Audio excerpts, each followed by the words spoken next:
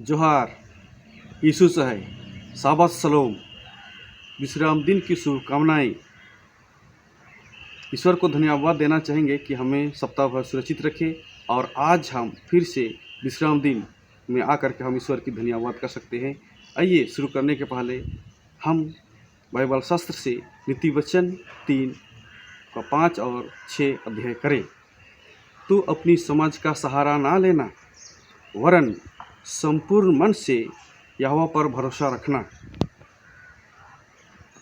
उसी को स्मरण करके सब काम करना, वह तेरे लिए सीधा मार्ग निकालेगा। ईश्वर इस वचनों पर आशीष दे। आइए हम प्रार्थना करें।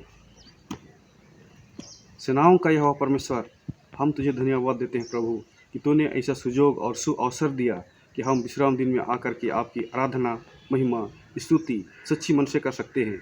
और जो आज हम इस शनिवार के दौरान जो भी सीखें समझें, उसमें आपकी आशीष दे, ताकि हम स्वर्ग राज्य में प्रवेश कर पाएँ और अनंत जीवन आपके साथ युगानुयुग व्यतीत करने पाए। और बाकी लोगों के लिए प्रार्थना करते हैं जो आज की सेवकाई जगह जगह पर की जा रही है, उन लोगों के साथ हो, ताकि ये लोग आपके आने के पूर्व सभी जगहों पर आपका सुसमाचार फैलाने पाए। और आज की आशीष सभी को दिया कर इस छोटी प्रार्थना मसीह के नाम पर मांगते हैं, सुने उद्देश्य ग्रहण कर, आमीन।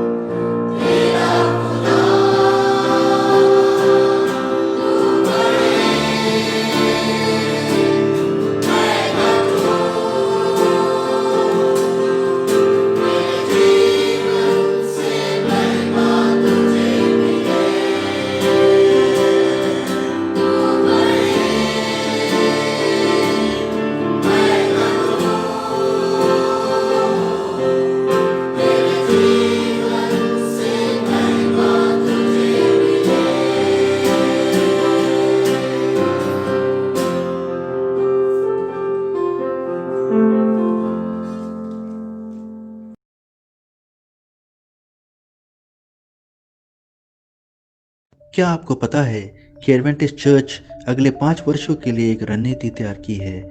इस रणनीति के अंतर्गत एक योजना तैयार की गई है और इस योजना का नाम है मैं जाऊंगा। ये चर्च के मिशन को जारी रखते हुए सुसमाचार को सभी तक पहुंचाती है। दुनिया भर के एडवेंटिस्ट को इस योजना में भाग लेने के लिए आमंत्रण दिया गया है ताकि वे सुसमाचार को दुनिया के हर कोने तक पहुंचाए। इस योजना का नाम मैं जाऊंगा साउथ अमेरिका के एक यूनिवर्सिटी विद्यार्थियों द्वारा दिया गया था। साल 2010 में 2 मेडिकल विद्यार्थी मिशनरी कार्य को जोर देने लगे और बिना किसी सहायता के उन्होंने ईश्वर की आज्ञा का पालन किया और आगे बढ़ चले। ईश्वर के हाथों में एक सरल विचार भी सफलता ला सकता है और देखते ही देखते यह योजना काफी लोकप्रिय हो गया और अन्य विद्यार्थी भी कहने लगे मैं भी जाऊंगा। इसके बाद शिक्षक, डीन, यूनिवर्सिटी संचालक और यहाँ तक कि दुनिया भर के कलीसिया के अगुवे भी इस योजना में शामिल हो गए। सन 2011 में युवा मिशनरियों के लिए पहला मैं जाऊंगा कॉन्फ्रेंस रिवर प्लेट यूनिवर्सिटी में आयोजित हुआ, जो अर्जेंटीना में है। इस कॉन्फ्रेंस में दुनिया भर के 700 से ज़्यादा विद्यार्थियों ने भाग लिया जो ईश्वर के कार्य करने के लिए उत्सुक थे और यह सिलसिला रुका नहीं। दूसरे कॉन्फ्रेंस ने 1000 से भी ज़्यादा विद्यार्थियों को आकर्षित किया और इसके साथ और भी एडवेंटिस्ट यूनिवर्सिटी मैं जाऊंगा कॉन्फ्रेंस का आयोजन करने लगे। इसके साथ पूरे साउथ अमेरिका में मैं जाऊंगा योजना फैल गया और हर साल 100 से 1000 विद्यार्थी इस कॉन्फ्रेंस में भाग लेने लगे। ये युवा मिशनरी अपने जीवन में ईश्वर के बुलावे को स्वीकार करने लगे और दुनिया के किसी भी कोने में जाने के लिए इच्छुक थे। सन 2010 से अब तक लगभग 8000 नए मिशनरियों को ट्रेनिंग दी गई है जो अपना जीवन सुसमाचार को दुनिया तक पहुंचाने के लिए अर्पित कर चुके हैं। दुनिया भर के एडवेंटिस्ट चर्च इस योजना को अपना रहे हैं। इस योजना को एक सही दिशा दी जा रही है ताकि दुनिया भर में सुसमाचार पहुंचाया जाए। दुनिया भर के देशों में सभी एडवेंटिस्ट को आगे बढ़कर इस योजना को बढ़ावा देने के लिए प्रोत्साहित किया जा रहा है ताकि सभी लोग ईश्वर की इच्छा पूरा करें और अपना मसीही कर्तव्य निभाएं। वो 2 विद्यार्थी जिन्होंने बिना किसी सहायता के एक सपना देखा था, वो ईश्वर की इच्छा और सहायता को अपने जीवन में अनुभव किए जिसे हम सोच भी नहीं सकते। और यह कहानी यहाँ अंत नहीं होती, अभी और भी बहुत कुछ होने वाला है और आप भी इस योजना का हिस्सा बन सकते हैं। क्या आप भी कहेंगे मैं जाऊंगा?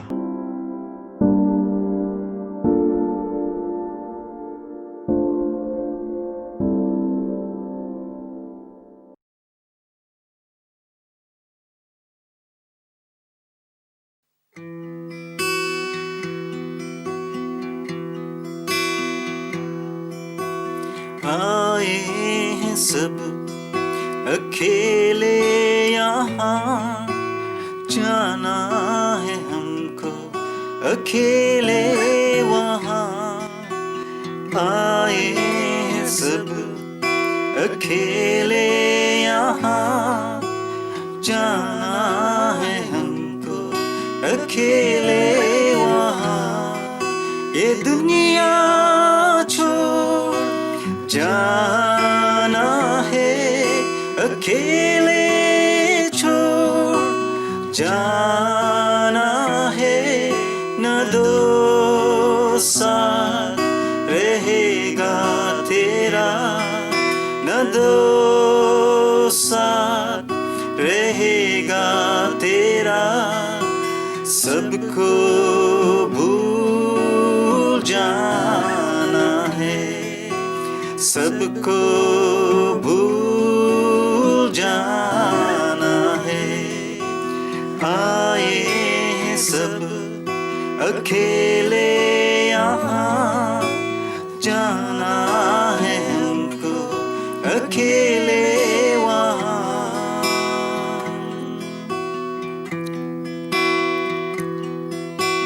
मंजिल दूर है, तूफान आ रहा है, बीच राह में अकेले हैं हम यहाँ। मसीह तू ले चल किनारे मुझे, मसीह तू ले चल किनारे मुझे, सवेरा दिखा दे मुझे, सवेरा दिखा दे मुझे। आए हैं सब अकेले यहाँ, जाना है हमको अकेले वहाँ। ये दुनिया छोड़ जाना है, अकेले छोड़ जाना है। न दो साथ रहेगा तेरा, न दो साथ रहेगा तेरा। सबको भूल जाना है, सबको भूल जाना है। आए सब अकेले यहाँ, जाना है हमको अकेले वहाँ। अब तेरे राहों में चलना है मुझको सदा, जीना है तेरे संग। न डर है किसी का यहाँ, मसीह तू है मेरा मुक्ति दाता, मसीह तू है मेरा मुक्ति दाता। तू ही है खुशियाँ मेरी, खुशियाँ तू है मेरी। आए हैं सब अकेले यहाँ, जाना है हमको अकेले वहाँ। ये दुनिया छोड़ जाना है, अकेले छोड़ जाना है। न दो साथ रहेगा तेरा, न दो साथ रहेगा तेरा। सबको भूल जाना है, सबको भूल जाना है। आए सब अकेले यहाँ, जाना है हमको अकेले वहाँ।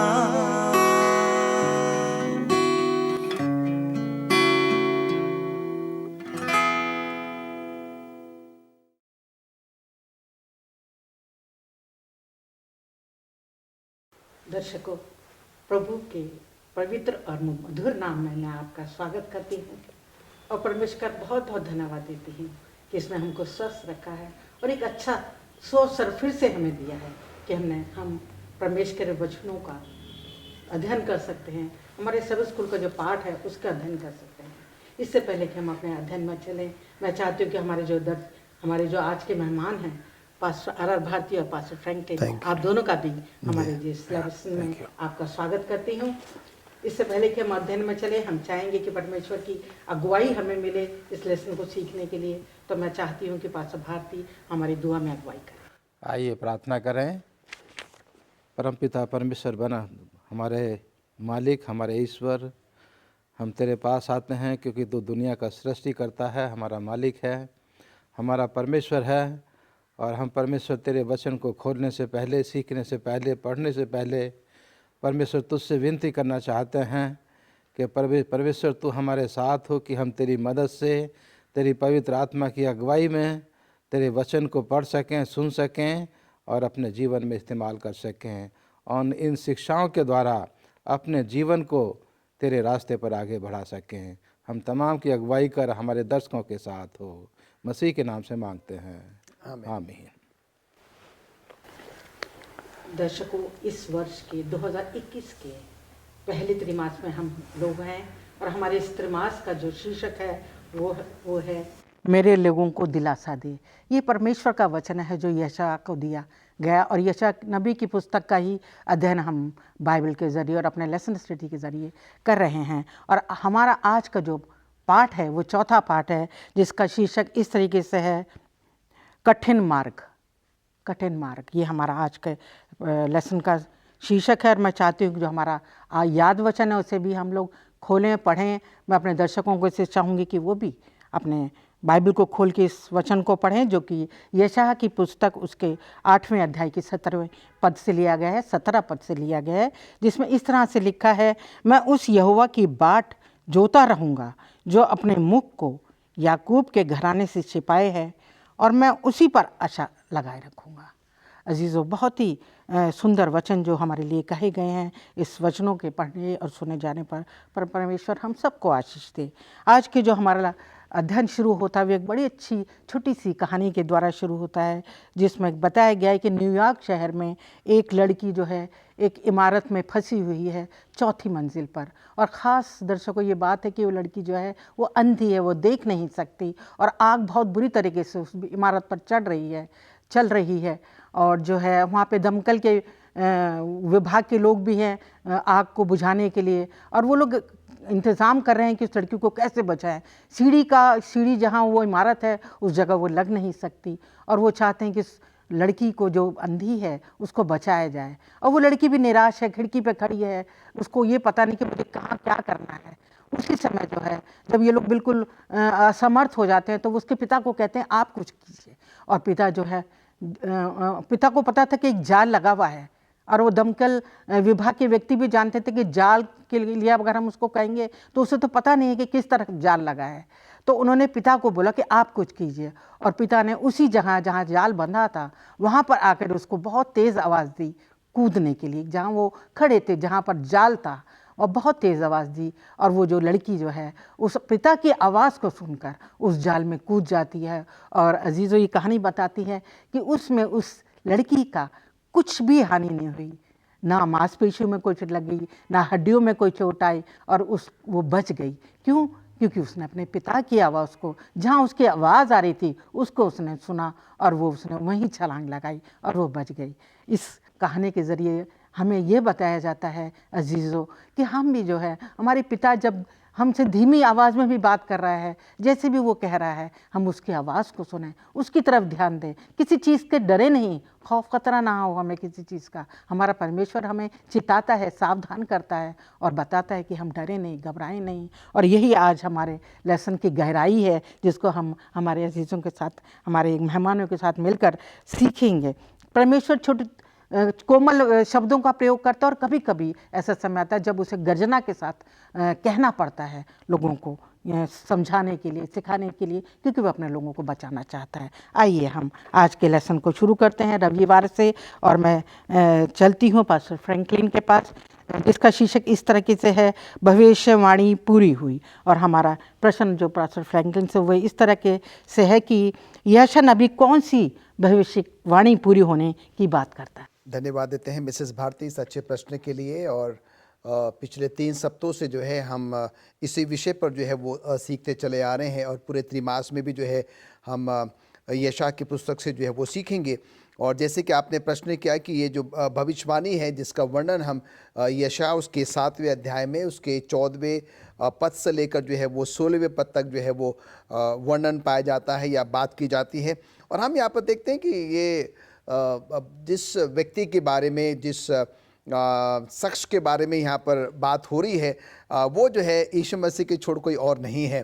क्योंकि हम जो है इसके बारे में बहुत अच्छी तरीके से जो है वो जानते हैं, और उस आयत को तो जो है हम थोड़े देर के बाद में जो है वो पढ़ेंगे। और हम यहाँ पर देखते हैं कि ये जो भविष्यवाणी है जिसका वर्णन यशायाह 7 उसके 14वें से 16वें पद तक है, वो प्रभु यीशु मसीह के बारे में बात हो रही है।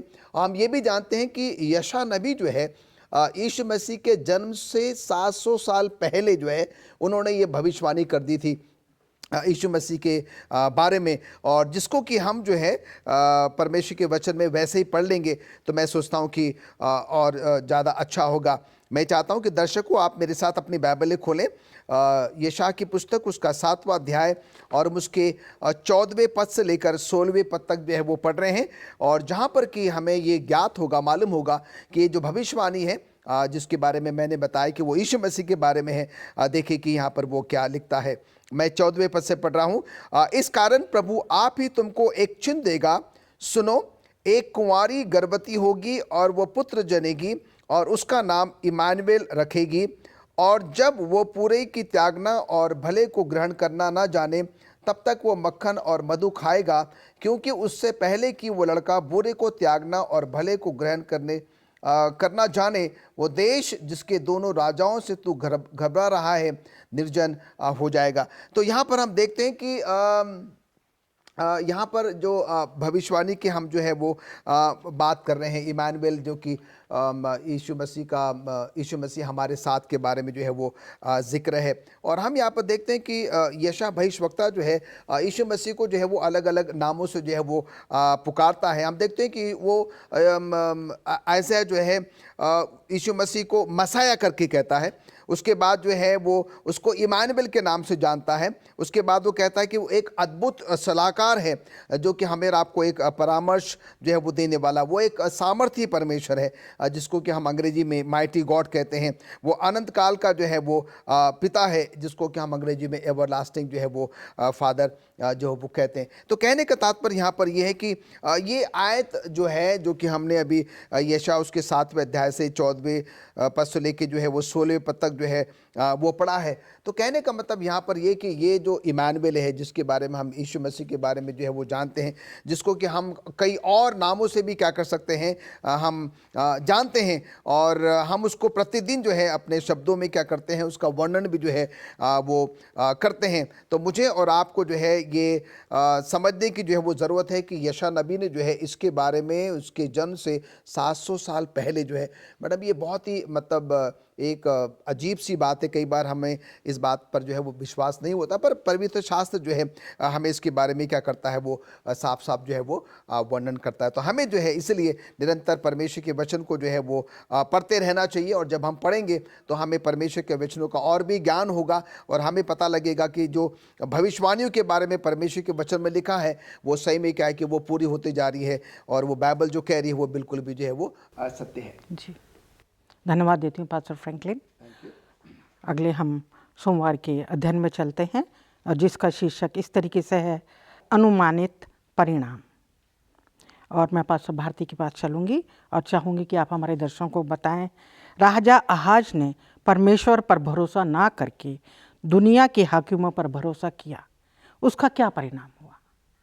ये हम तमाम के लिए भी और हमारे तमाम दर्शकों के लिए सीखने के लिए अच्छी पाठ जो है यहाँ पर दिया गया है कि राजा आहाज के बारे में हम लोगों ने पिछले 3 सप्ताहों में सीखा, और आज इस सवाल के द्वारा हम सीख रहे हैं कि उसका परिणाम जो है वो क्या हुआ। हम देखते हैं दूसरा इतिहास उसके 28 अध्याय की 20 से 25 आयत में कि राजा आहाज ने जो है वो क्या किया, परमेश्वर को छोड़ दिया, और परमेश्वर को छोड़कर वो पराये देव देवताओं के पीछे जो है वो हो लिया। उनकी बेदियां जो है उसने बनवाई, उनके ऊपर जो उसने धूपदान और बलिदान जो है उसने उसके ऊपर चढ़ाए, और परमेश्वर को जो है उसने पूरी तरह से वो छोड़ दिया। और यही जो है हम यशायाह की किताब उसके 7 अध्याय की 17 से 25 आयत में भी हम पाते हैं कि उसने जो सबसे बड़ी गलती की कि उसने परमेश्वर के ऊपर भरोसा ना करके उसने इंसानों के ऊपर भरोसा करा। और यहाँ इस कहानी में हम पाते हैं राजा आहाज की कि उसने जो है जो दूसरे देश का राजा, जो अन्य जाति का राजा था, असुर देश का राजा, जो यहाँ पर जो है हम पाते हैं उसका नाम, कि उसने जो है तिरपत पलसेर के ऊपर जो उसने भरोसा किया, कि उसने जो है उसके लिए उसने रिश्वत भी दी अपने राजभवन से, परमेश्वर के भवन से, और लोगों के घरों से सोना चांदी निकाल करके उसके साथ जो उसने रिश्ता बांधा कि मैं तुझे ये सब कुछ दे रहा हूँ और तू जो है मेरी मदद कर। और ये ऐसा समय था उसके जीवन में कि उसका जो देश था, उसके देश की जो जनसंख्या थी, उसके जो लोग थे, वो बहुत परेशान थे। और ऐसे समय में वो जो है परमेश्वर के पास आने की बजाय उसने दुनिया के ऊपर नज़र डाली, और उस राजा ने जो है उसकी मदद जो है वो की, देखने के लिए यहाँ पर हम पाते हैं। लेकिन अगर ये राजा आहज जो है उससे दरख्वास्त ना भी करता, तब भी तिलपसरेज जो था, जो असीरिया का राजा था, वो वही करने वाला था। और उसने जो है वो इज़राइल के ऊपर और उसने जो है सीरिया के ऊपर चढ़ाई की, वहाँ के लोगों के ऊपर जो है मार काट की, उनकी धन दौलत को लूटा, उनके ऊपर उनका कब्जा कर लिया। और यहाँ हम पाते हैं कि परमेश्वर का जन राजा आहज जो है वो दमिश्क में उससे मुलाकात करने जाता है, उसका धन्यवाद देने के लिए जाता है। और वहाँ देखता है कि कितने देवी देवता, जो पराये देवता, उनकी मंदिर जो हैं, उनकी बेदियाँ जो है बनी हुई हैं, और उनका नक्शा वो अपने देश के जो है लोगों को भेजता है कि ऐसा जो बनाओ। वो बनाते हैं और वो वापस आकर के उन्हीं देवताओं के पीछे, जिनके बारे में वो सोचने लगा कि इन राजाओं ने, इन देवी देवताओं ने जो है वो असुर को कामयाबी दिलाई है, और उनकी जो है वो शरण में जो चला जाता है।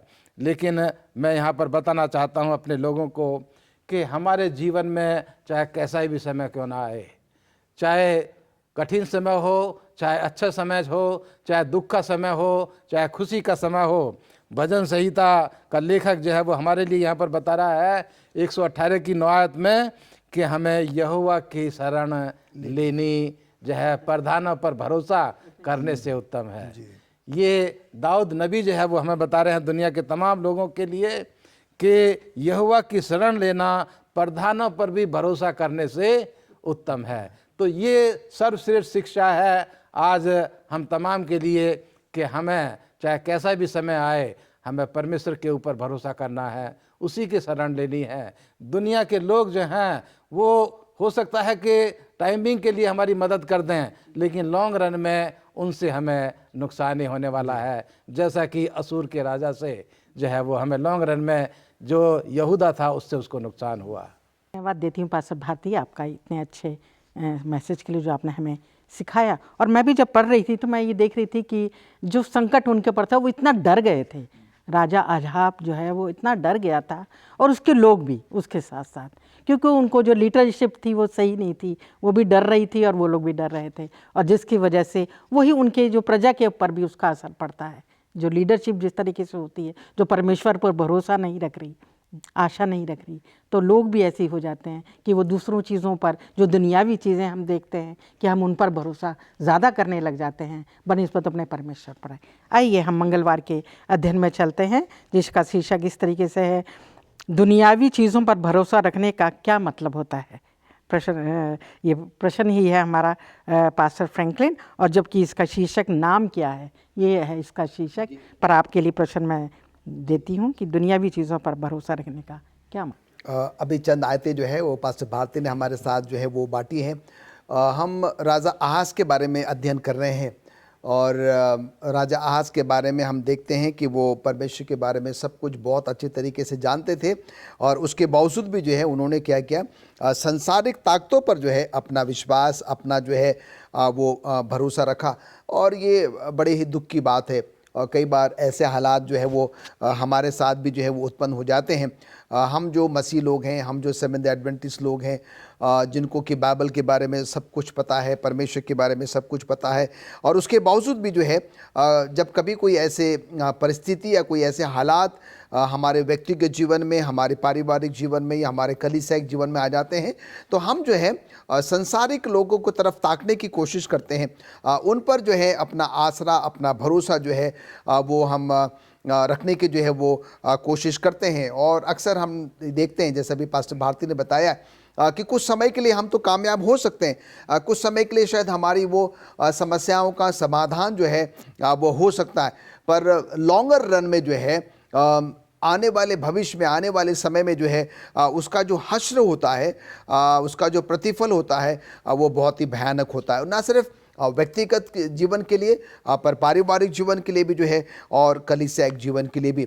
और जैसे आपने भी बताया कि कई बार जो हमारे अगुवे होते हैं, अगर वो कोई एक गलत निर्णय ले लेते हैं और कुछ ऐसे काम कर देते, उनकी जो उनका जो नुकसान है वो प्रजा को भी जो है वो उठाना पड़ता है। और जैसे कि आपने प्रश्न किया कि दुनियावी चीज़ों पर भरोसा रखने का क्या मतलब है, और मैंने जैसे कि चंद शब्दों में ये समझाने की कोशिश करी कि कई बार हम जो क्या करते हैं, जिन चीज़ों को आमने सामने देखते हैं, हम उस पर जो है वो भरोसा रखना जो है वो शुरू कर देते हैं, बनिस्बत कि हम क्या करें, परमेश्वर पर भरोसा रखें।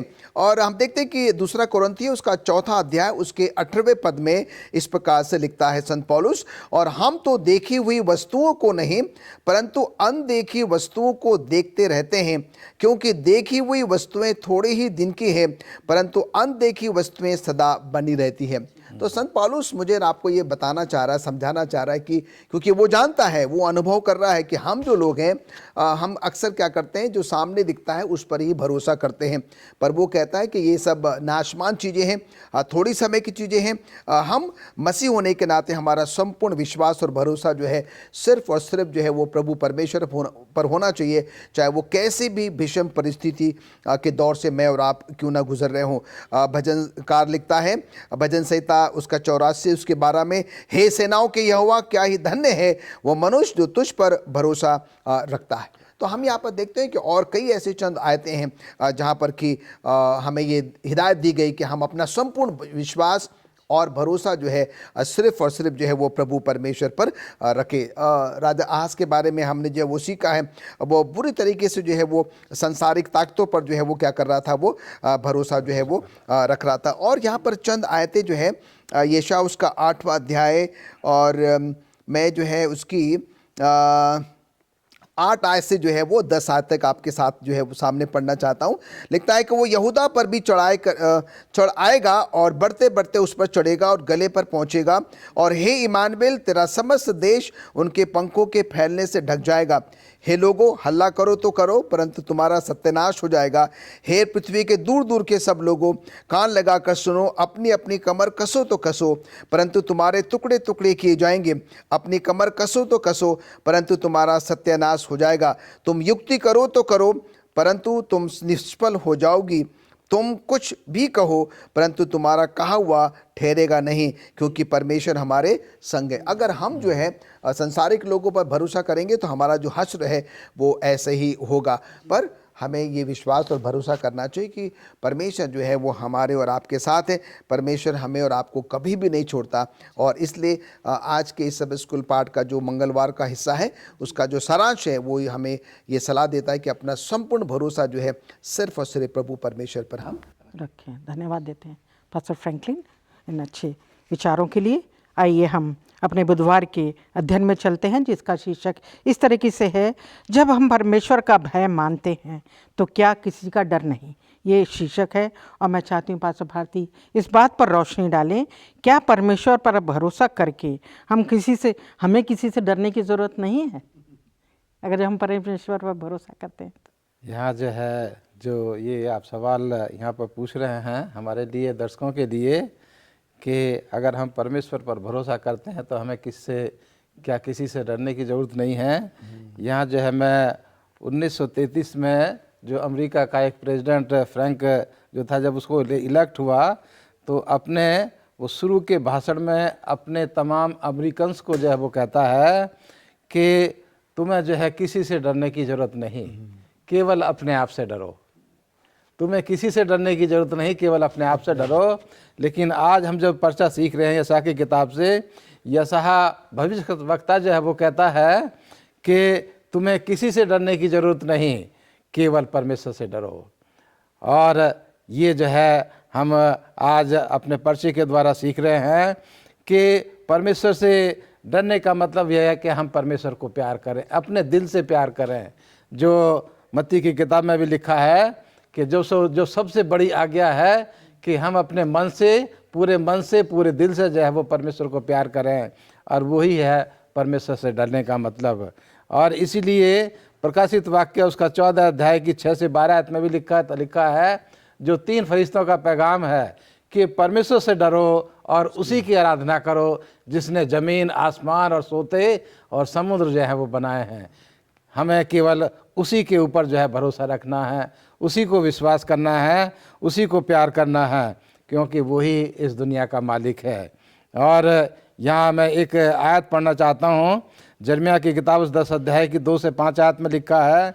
ये 3 से पढ़ रहा हूँ समय की कमी के कारण, क्योंकि देशों के लोगों की रीतियाँ तो निकम्मी हैं। मूरत तो वन में से किसी का काटा हुआ कांट है, जिसे कारीगर ने वसूली से बनाया है। लोग उसको सोने चांदी से सजाते हैं, हथौड़ों से कील ठोक ठाक कर दृढ़ करते हैं कि वह हिल डुल ना सके।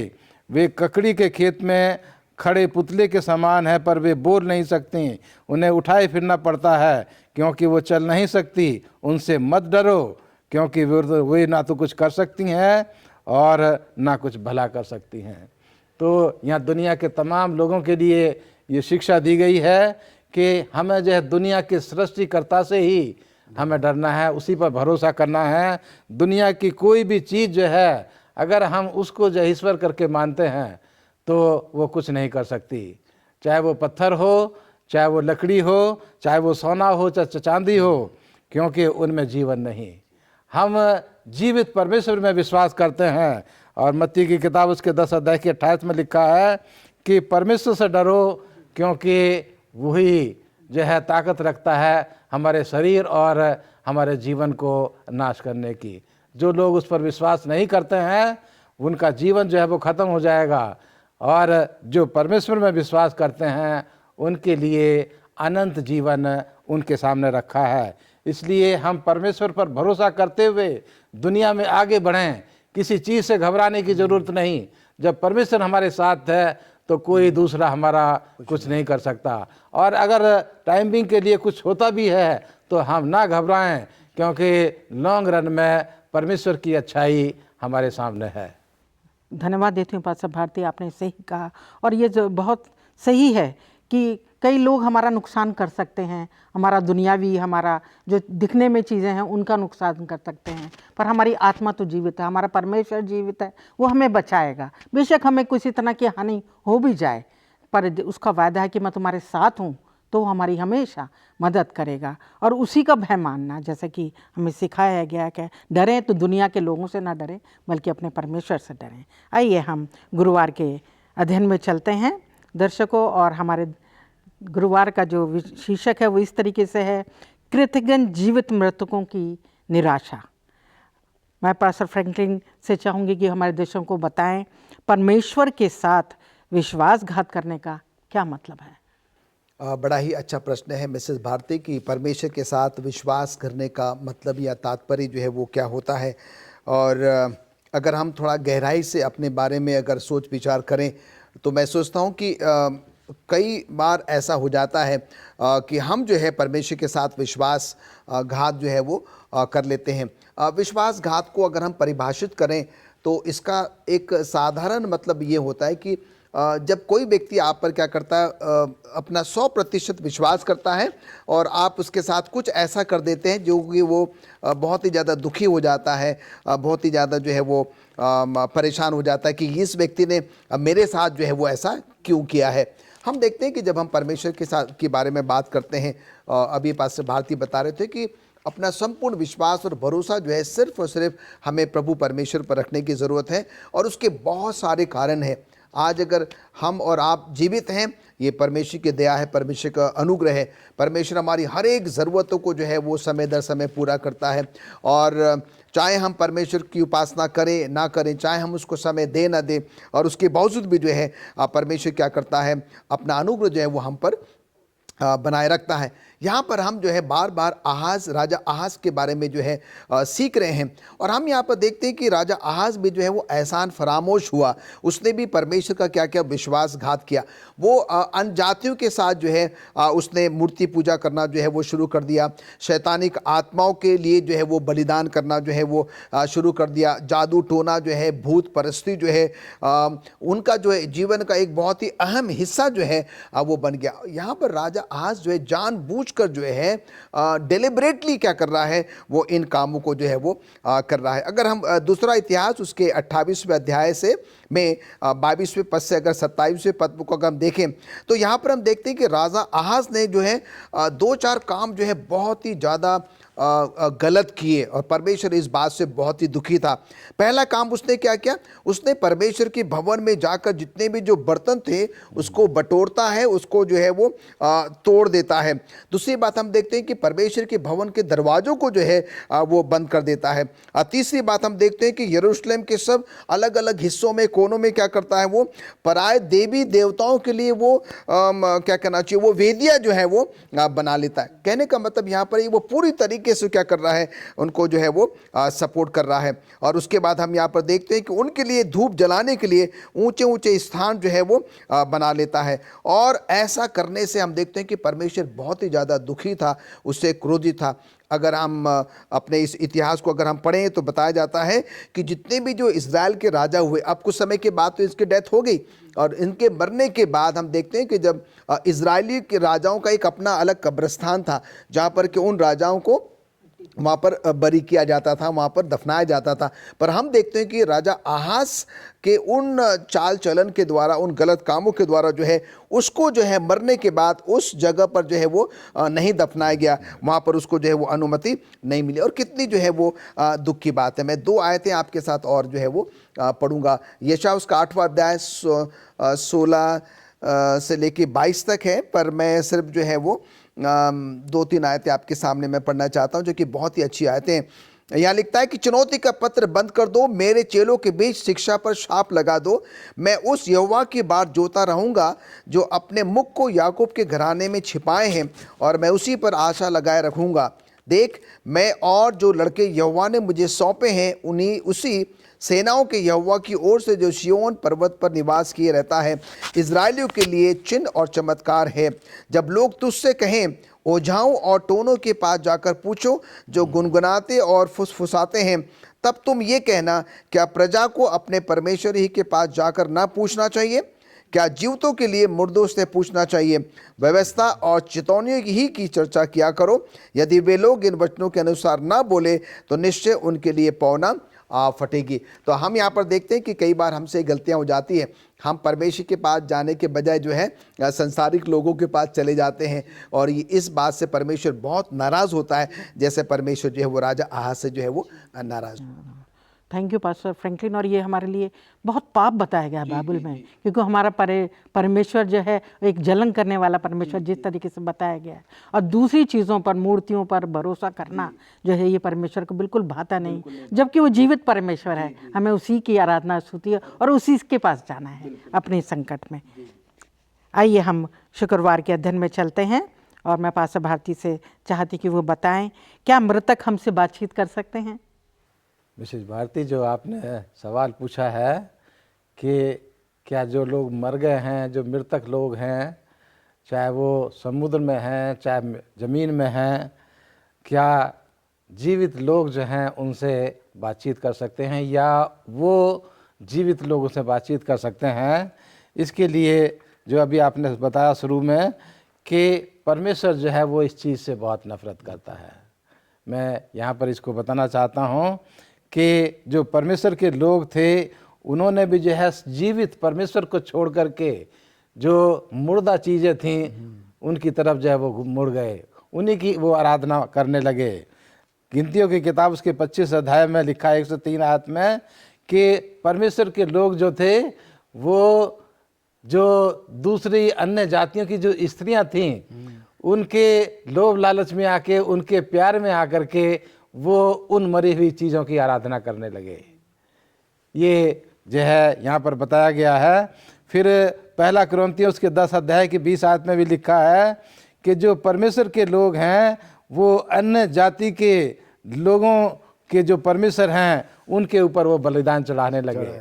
जैसा कि हम आज के बारे में भी देख रहे हैं, सुन रहे हैं और पढ़ रहे हैं कि आहाज राजा ने भी परमेश्वर के घर को तो बंद कर दिया, जैसे पास्टर फ्रैंकलिन ने बताया भी कि आहाज राजा ने परमेश्वर के भवन को बंद कर दिया, उसकी चीज़ें जो हैं निकाल करके जो दूसरे देवी देवता थे जो मरे हुए थे उनके बराबर में उन चीज़ों को रख दिया।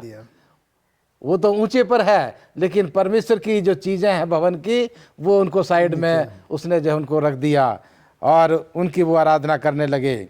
और यहाँ एक और लिखा है बाइबल की आखिरी किताब उसके 16 अध्याय की 14 आयत में कि जो अशुद्ध आत्माएं हैं वो दुनिया के जो राजा हैं, तो जो दुनियावी लोग हैं वो उनके पास जो है वो जाती हैं और परमेश्वर के लोगों के पास भी जाती हैं और उनके साथ जो है वो बातचीत करके उनको जो है अपनी तरफ मोड़ने की कोशिश करती हैं।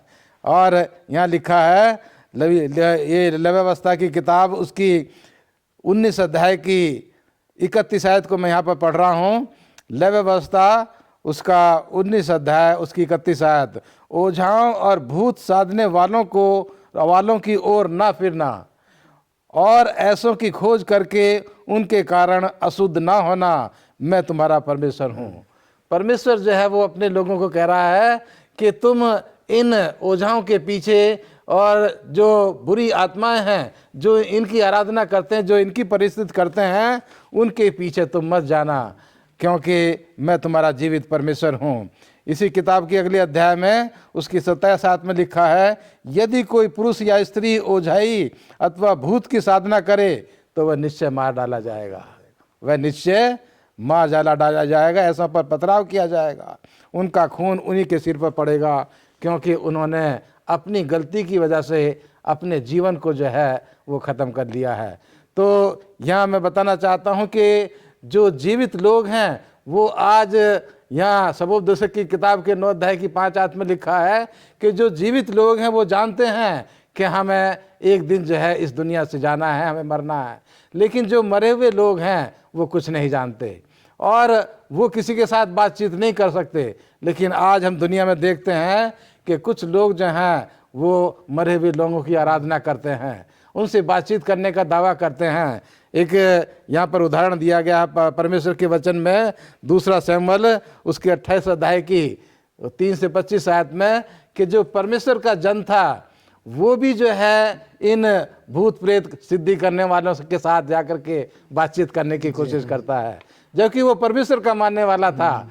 और ये जो है बड़ी बहुत ही खराब बात रही कि राजा साउल जो है वो एक भूत सिद्धि करने वाली औरत के पास जाता और कहता है कि शमूएल जो मर चुका है मैं उससे बातचीत करना चाहता हूँ। लेकिन जब उससे बातचीत करने के लिए उसके पास जाता है तो देखता है वो उसी अध्याय में बताया गया है कि जो अशुद्ध आत्मा थी, जो इविल स्पिरिट थी, वो ज़मीन से निकल करके आती है और वो दिखाती है कि जो मरे हुए लोग हैं वो ज़मीन में हैं और उसके रूप में इविल स्पिरिट जो है, अशुद्ध आत्माएं जो हैं, उस शमूएल का रूप धारण करके उससे बातचीत कहती है कि नहीं, मैं तेरी कोई मदद नहीं कर सकता।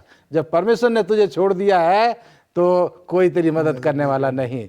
इसलिए ऐसे लोगों के लिए जो अशुद्ध आत्माओं के पीछे, जो मरे हुए लोगों की कब्रों के पीछे भागते हैं, उनके लिए शिक्षा है कि अगर परमेश्वर ने आपको छोड़ दिया है, अगर आपने परमेश्वर को छोड़ दिया है तो आपका भला नहीं होगा। इसलिए हम जो हैं, ये जो आज हम दुनिया में देखते हैं भूत प्रेत सिद्ध, ये कौन है? ये अशुद्ध आत्माएं हैं जो लोगों का रूप धारण करके, जो पशुओं का रूप धारण करके, जो दूसरे चीज़ों का रूप धारण करके इंसान को परमेश्वर के रास्ते से हटाने की कोशिश करते हैं और बहुत से लोग भटक जाते हैं। लेकिन जो परमेश्वर पर भरोसा, उनका दृढ़ विश्वास है, वो जीवित परमेश्वर के पीछे लगे रहते हैं और उसी के पीछे जो है चल करके अपने जीवन को सफल और अच्छा बनाते हैं। जी, धन्यवाद देती हूँ पास्टर भारती आपका इतने अच्छे बातों के लिए जो आपने हमें दर्शकों को सिखाई।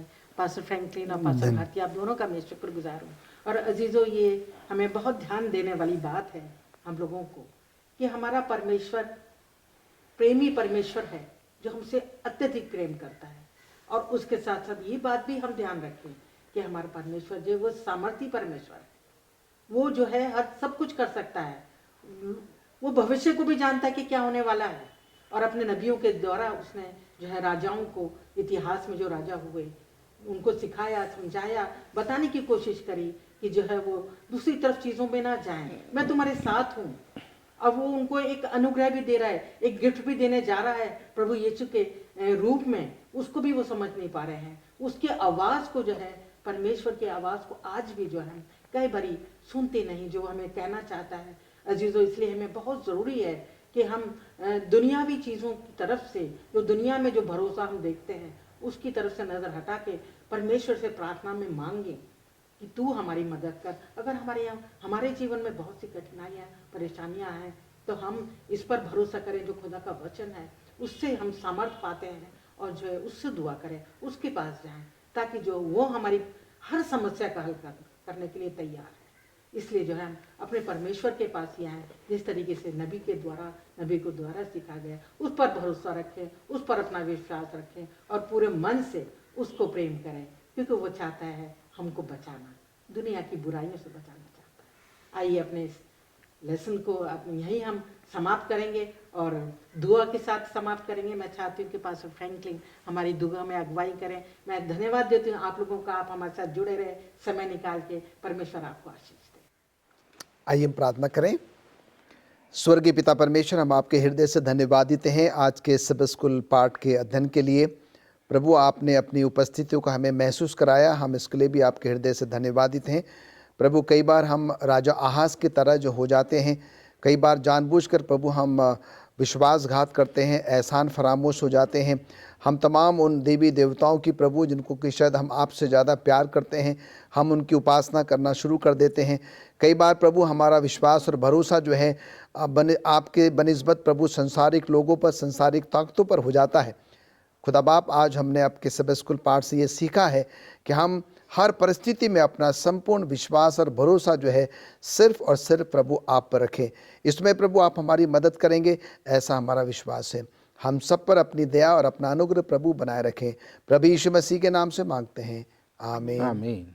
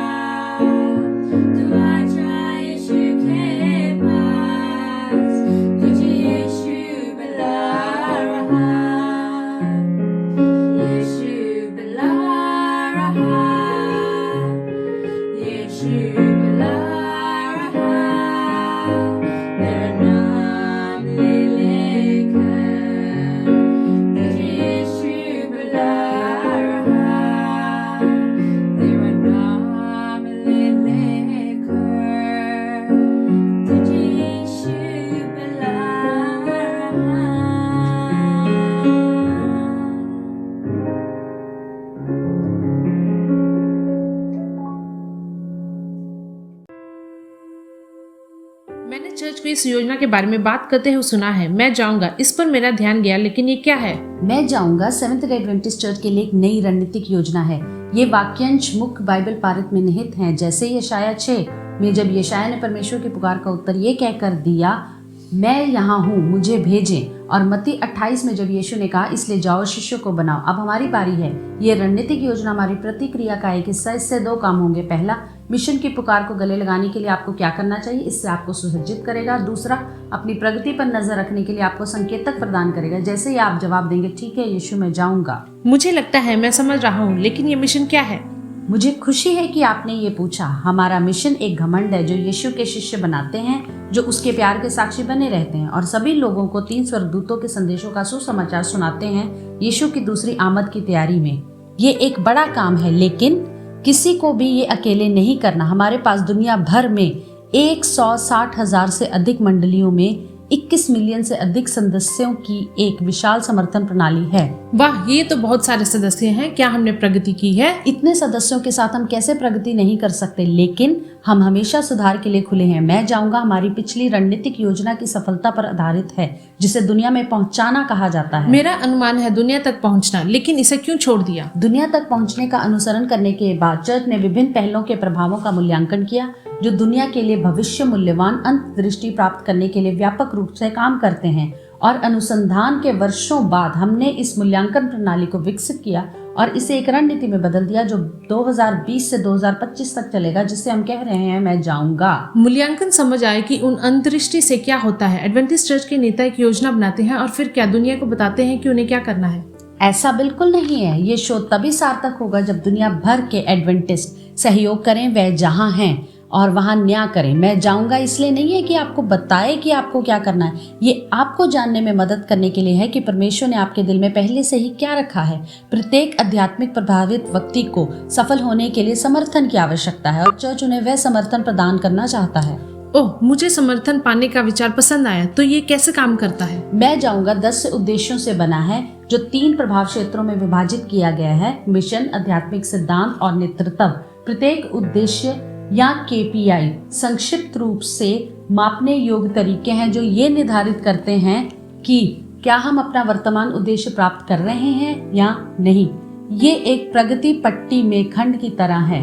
प्रगति पर नजर रखना बहुत अच्छा लगता है, लेकिन क्या होगा अगर मुझे ये भी नहीं पता कि कहाँ से शुरू करना है? चिंता ना करें, KPI आपके द्वारा आरंभ किए जाने में मदद करने के लिए उदाहरणों के साथ एक प्रकार के मंथन उपकरण के रूप में भी काम करता है। कुछ KPI उनके लिए विपरीत हैं जो चर्च के नेतृत्व की भूमिका में है। कुछ KPI मेरे और आप जैसे व्यक्तियों के लिए विपरीत हैं और उद्देश्य हमें निर्धारित करने में मदद करते हैं कि कौन सा KPI उपयोगी करना है। बड़ी बात यह है कि अगर पवित्र आत्मा आपको पूरी तरह से कुछ बनने के लिए प्रेरित करता है जो सूची में नहीं है, फिर भी मिशन को पूरा करता है, तो हमें उसे करना चाहिए। चर्च के उन पहलों के बारे में जो हम पहले से ही कर रहे हैं, क्या इसका मतलब ये है कि हम उन्हें बदल देंगे? नहीं, पहले जैसे डिजिटल इंजीलवाद और सुधार वास्तव में मैं जाऊंगा को पूरा करने के लिए हैं, जैसे कि TMI की पहल। TMI का मतलब है बहुत ज्यादा जानकारी? नहीं, टोटल मेंबर इन्वॉल्वमेंट, कुल सदस्यों की भागीदारी। ओह, मैंने इसके बारे में सुना है, जिसमें एडवेंटिस्ट चर्च के सारे सदस्य इरादतन मिशन के कुछ रूप में शामिल होते हैं। TMI मैं जाऊंगा योजना को पूरा करने का सिर्फ एक तरीका है, क्योंकि ये हर किसी को शामिल करता है। मैं और अधिक आपको जानकारी नहीं दे सकती। मैंने देखा आपने क्या किया, इसलिए मूल रूप से मैं जाऊंगा रणनीति मेरे जैसे एडवेंटिस्ट की नई पहल बनने में और जो हम पहले से करते हैं उनमें सुधार लाने में मदद करेगी। बिल्कुल, मैं जाऊंगा गुनगुना सदस्यों के लिए एक आराम से मिशन का पालन करने के लिए कुछ अच्छा नारा नहीं है। यदि हम मिशन को पूरा करने के लिए गंभीर हैं तो हमें रणनीति बनाने की आवश्यकता है। इसलिए हम सभी एडवेंटिस्ट सदस्यों से आग्रह करते हैं कि मैं जाऊंगा रणनीति को समझें और इसके प्रभाव क्षेत्रों से लेकर KPI तक इसे अपनाएं। हम बात कर सकते हैं, लेकिन मैं जाऊंगा मिशन को यथार्थवादी लक्ष्यों में बदल देगा। उन्हें लागू करके चलने के क्रम में हम सुनिश्चित कर सकते हैं कि हम जो उपदेश देते हैं उसका अभ्यास करें। मुझे समझ आ गया कि हर एक एडवेंटिस्ट के लिए ये एक आवाज़ है कि वह परमेश्वर की इस पुकार को अपनाए। यीशु ने हमें आज्ञा दी है कि जाओ और सभी देशों के शिष्यों को बनाओ। अब ये कहने का हमारा अवसर है कि जब भी पवित्र आत्मा आपको विचारों से प्रेरित करेगी कि आप और आपके स्थानीय चर्च कैसे प्रभाव डाल सकते हैं, हम आपको मैं जाऊंगा का जवाब देने के लिए चुनौती देते हैं।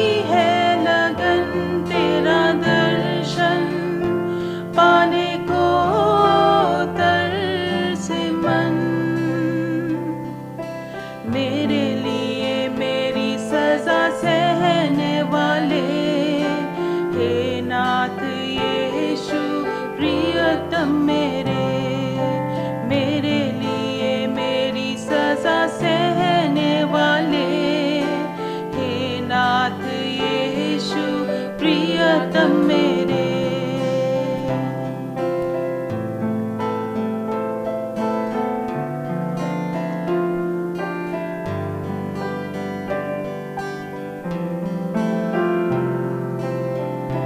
है निशाने की ओर मेरी ये दौड़, इस दुनिया के लाभ का मुझे नहीं मोह। है निशाने की ओर मेरी ये दौड़, इस दुनिया के लाभ का मुझे नहीं मोह।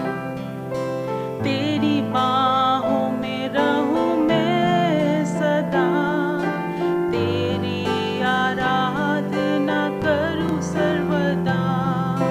तेरी बाहों में रहूं मैं सदा, तेरी आराधना करूं सर्वदा।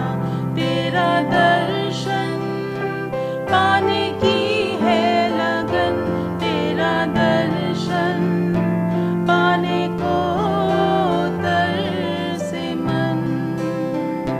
तेरा दर्शन पाने की है लगन, तेरा दर्शन पाने को तरसे मन। मेरे लिए मेरी सजा सहने वाले, हे नाथ यीशु प्रियतम मेरे। मेरे लिए मेरी सजा सहने वाले, हे नाथ यीशु प्रियतम मेरे।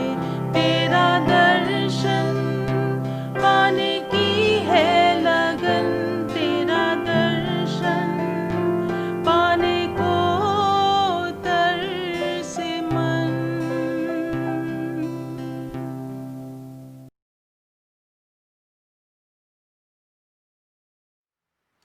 A very happy Sabbath to each and every one of you. आप सभी को सबत मुबारक हो।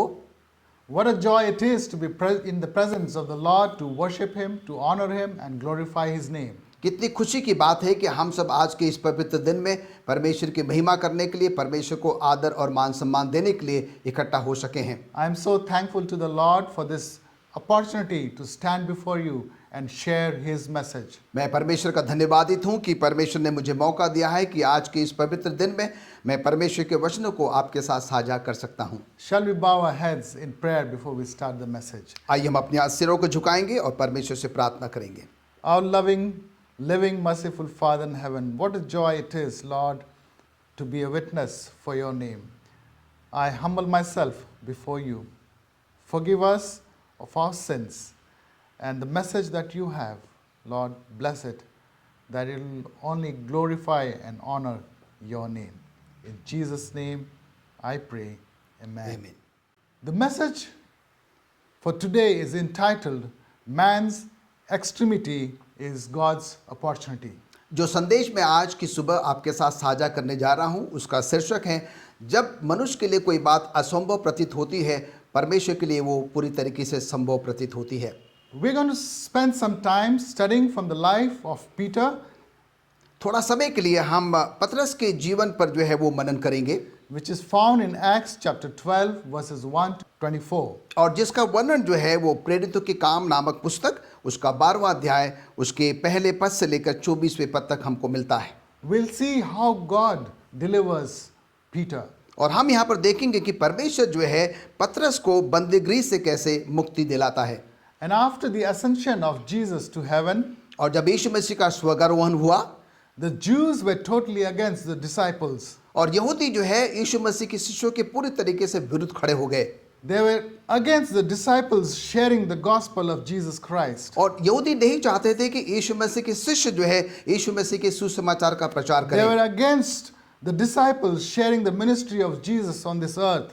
और यहूदी लोग इस बात से भी जो है वो दुखी विरोध में थे कि यीशु मसीह के शिष्य जो है उस यीशु मसीह का प्रचार ना कर They were सके। against sharing about the crucifixion, resurrection, his ascension to heaven, and the plan of salvation.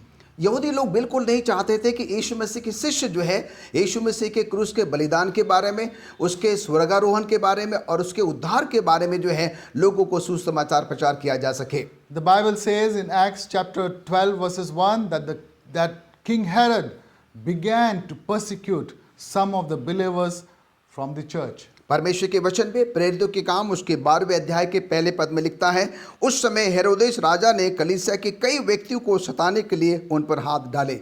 King Herod not only persecuted the disciples and the believers of Jesus Christ, but also went on to kill some of them. और हम यहाँ पर देखते हैं कि राजा हेरोदेस ने जो है सिर्फ यीशु मसीह के शिष्यों को ही परेशान या प्रताड़ित नहीं किया, पर उसने जो है उनको यीशु मसीह के समाचार के बारे में लोगों को बताने से भी जो है वो रोका।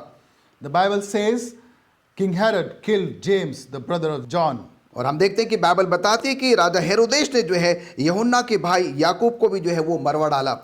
King Herod realizes that persecution of the followers of Jesus Christ pleased the Jews. और राजा हेरोदेस ये समझ रहा है कि यीशु मसीह के शिष्यों को प्रताड़ित करने से यहूदी लोग जो है वो खुश हो जाएंगे। And therefore he goes ahead and arrests Peter to gain favor from the Jews. और इसलिए राजा हेरोदेस जो है वो ऐलान करते हुए पतरस को जो है वो क्या करता है, अरेस्ट कर लेता है, बंदी बना लेता है। Peter was well aware of the intention of the Jews. और पतरस को जो है यहूदियों की इस विषय के बारे में बहुत अच्छे से पता था। He knew that the Jews were trying to silence him. और पतरस जानता था कि यहूदी लोग हैं पतरस को पकड़वाना चाहते हैं। He was well aware of how the Jews were colliding with King Herod. और पतरस ये भी जानता था कि यहूदी लोग राजा हेरोदेस के साथ मिलकर जो है वो कैसे षड्यंत्र रच रहे हैं। Here is a man, Peter, और हम यहाँ पर पतरस को देखते हैं who once feared for his life. और वो जो है अपने जीवन से डरा हुआ है। We know the story of how he denied Jesus 3 times. और हम सब पतरस की कहानी को जानते हैं कि कैसे उसने यीशु मसीह को 3 बार नकारा था। We know the story as to how he was drowning in the sea. और हम ये भी जानते हैं कि कैसे वो समुद्र में जो है वो डूब रहा था। And he was fearful for his life and he calls upon Jesus to save his life. और वो जो है अपने जीवन को लेकर जो है वो पुकार रहा था और कहता है यीशु मसीह को कि वो यीशु मसीह उसको क्या कर ले, बचा ले। But now we see that he is a changed man. और अब हम देखते हैं कि वो पूरी तरीके से एक बदला हुआ व्यक्ति है। A man filled with Holy Spirit. और वो व्यक्ति जो कि पूरी तरीके से पवित्र आत्मा से भरपूर है। And is fearless in sharing the gospel of Jesus Christ. और अब वो पूरी तरीके से निडर है प्रभु यीशु मसीह के सुसमाचार का प्रचार करने के लिए। Even if it costs his life. और यहाँ तक कि अगर उसको अपने आप को बलिदान भी करना पड़े तो उसके लिए भी वो तैयार है। Sister White says, Mrs Ellen G White कहती हैं, the apostle was not intimidated by the situation. और वो कहती हैं कि जो प्रेरित है वो इस बात से जो है वो अनभिज्ञ नहीं था। He had unflinchingly braved danger. और वो उस खतरे का जो है वो सामना करने के लिए पूरी तरीके से तैयार था। And had shown a noble courage and boldness in preaching a crucified, risen and ascended Savior. और उसके बावजूद भी जो है वो यीशु मसीह के उस बलिदान के बारे में और उस स्वर्गारोहण के बारे में प्रचार करने के लिए पूरी तरीके से तैयार था। Peter believed that time had come for him to yield up his life for Christ's sake. और पतरस इस बात को जानता है कि अब वो समय आ गया है कि उसको यीशु मसीह के लिए जो है कुर्बान भी होना पड़ सकता है। Such was the belief of Peter. Such was the ministry of Peter that he was willing to die for Christ's sake. और हम यहाँ पर देखते हैं कि इतना गहरा विश्वास और इतना गहरा भरोसा जो है उसका प्रभु यीशु मसीह पर था कि वो प्रभु यीशु मसीह के लिए बलिदान होने तक के लिए वो तैयार था। In Acts chapter 12 verses 4, हम प्रेरितों के काम उसके 12वें अध्याय के 4थे पद को पढ़ते हैं। we find that Peter is arrested by King Herod. और बताया जाता है कि राजा हेरोदेस के द्वारा पतरस को जो है वो पकड़कर बंदी गृह में डाल दिया जाता है। And he is put in a very high security prison from which he had no chance of escape. और उसको एक ऐसे बंदी गृह में डाल दिया जाता है जहाँ पर कि एक बहुत ही कड़ा पहरा जो है उसके चारों तरफ रख दिया जाता है जिससे कि वहाँ से किसी भी तरीके से वो भाग न सके। And he was put behind the bars so that he would be executed publicly right after the Passover festival. और बताया जाता है कि पतरस को जो है उस बंदी गृह में सलाखों के पीछे जो है वो रख दिया जाता है जिससे कि पासओवर के दिन जो है उसको क्या करे पूरी तरीके से पब्लिक लोगों के सामने जो है उसको प्रताड़ित किया जा सके। In spite of Peter ministering for God, he has been arrested and persecuted for Christ's sake. हम यहाँ पर देखते हैं कि पतरस जो है प्रभु यीशु मसीह के सुसमाचार का प्रचार कर रहा है, उसके बावजूद भी जो है उसको पकड़कर बंदीगृह में डाल दिया गया। Friends, we are living in challenging times. मित्रों, हम चुनौतियों के समय में रह रहे हैं। We are living in times of uncertainty to what holds for the future. और हम जो है अनिश्चित काल के भविष्य में रह रहे हैं, हमें नहीं पता कि आने वाला भविष्य कैसे होगा। We are living in the end of times when God's people will be held captive. और हम उस अंत के दिनों में रह रहे हैं जबकि परमेश्वर के लोगों को जो है वो बंदीगृह में जो है वो डाल दिया जाएगा। When God's people will be persecuted, और परमेश्वर के लोगों को प्रताड़ित किया जाएगा, परेशान किया जाएगा। they will be put through trials and tribulations. और उनको जो है परेशानियों में जो है वो डाल दिया जाएगा। Bible has warned us about challenges that we are going to face at the end of times. और बाइबल हमें इस बात के बारे में बताती है कि अंत के दिनों में जो है कैसे परमेश्वर के लोगों को जो है वो प्रताड़ित किया जाएगा, सताया जाएगा। We will quickly go through some of the verses. और बहुत जल्दी जो है हम कुछ पदों को जो है वो पढ़ेंगे। Matthew 24 verses 9 says, then they will deliver you to tribulation. और हम देखते हैं कि मत्ती 24 में अगर हम जाएं तो वो क्या, मत्ती 24 उसके 90 पद में, तब वे क्लेश देने के लिए तुम्हें पकड़वाएंगे और तुम्हें मार डालेंगे और मेरे नाम के कारण सब जातियों के लोग तुमसे बैर रखेंगे।